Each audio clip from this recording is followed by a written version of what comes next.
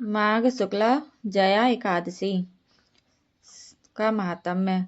श्री कृष्ण बोले, हे धर्मपुत्र, माघ मास के शुक्ल पक्ष की एकादशी का नाम जया है। इसका महात्म्य ब्रह्म पुराण में ऐसे लिखा है। एक समय स्वर्ग में इंद्र के सामने गंधर्व गान कर रहे थे। अप्सरा नृत्य कर रही थीं।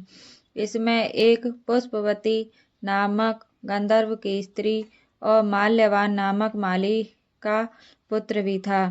वह दोनों परस्पर एक दूसरे पर मोहित थे। उन्हें यह विचार न रहा कि इंद्र की सभा में श्राप मिल जाएगा। परस्पर दोनों की दृष्टि लड़ने लगी। माल्यवान तो दीवाना गाना भूल गया और पुष्पवती गलती कर बनकर नाचने का तार भूल गई। देवराज ने यह देखकर क्रोध किया और कहा, तुम दोनों पिशाच योनि को प्राप्त करो। फलाहार। इस दिन गूंदगुरी की सौंठे का सागर लिया जाता है।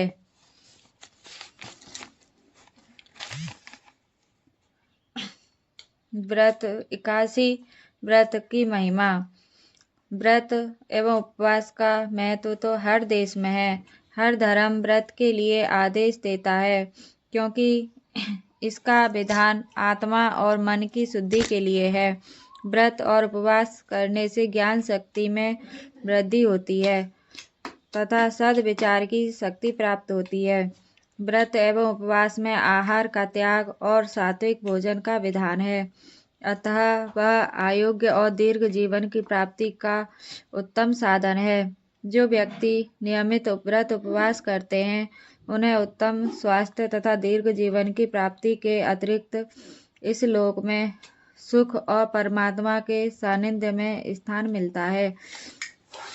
नारद पुराण में व्रती की महिमा बताते हुए लिखा गया है कि गंगा के समान कोई अन्य तीर्थ नहीं है, माँ के समान कोई गुरु नहीं, भगवान विष्णु जैसा कोई देवता नहीं तथा व्रत उपवास जैसा कोई तप नहीं।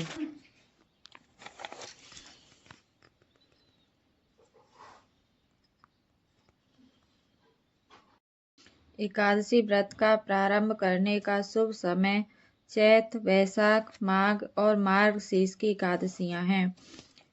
मल मास या अधिक मास गुरु शुक्र के अस्त रहते हुए एक दिन 6 सूर्य संक्रांति तथा सूर्य चंद्र के ग्रहण के समय व्रत का प्रारंभ नहीं करना चाहिए। कम से कम 8 वर्ष की आयु वाला व्यक्ति व्रत करने का अधिकारी है। सधवा स्त्रियों को अपने पति की आज्ञा की प्राप्ति करके ही व्रत करना चाहिए।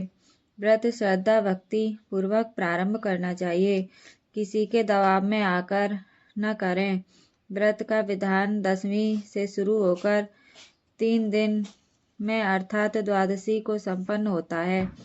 द्वादशी के द्वितीय प्रहर में व्रत का पारायण किया जाता है, अर्थात सुपात्र ब्राह्मण को भोजन करा के भोजन कराना चाहिए अथवा मंदिर में सीधा भिजवाना चाहिए।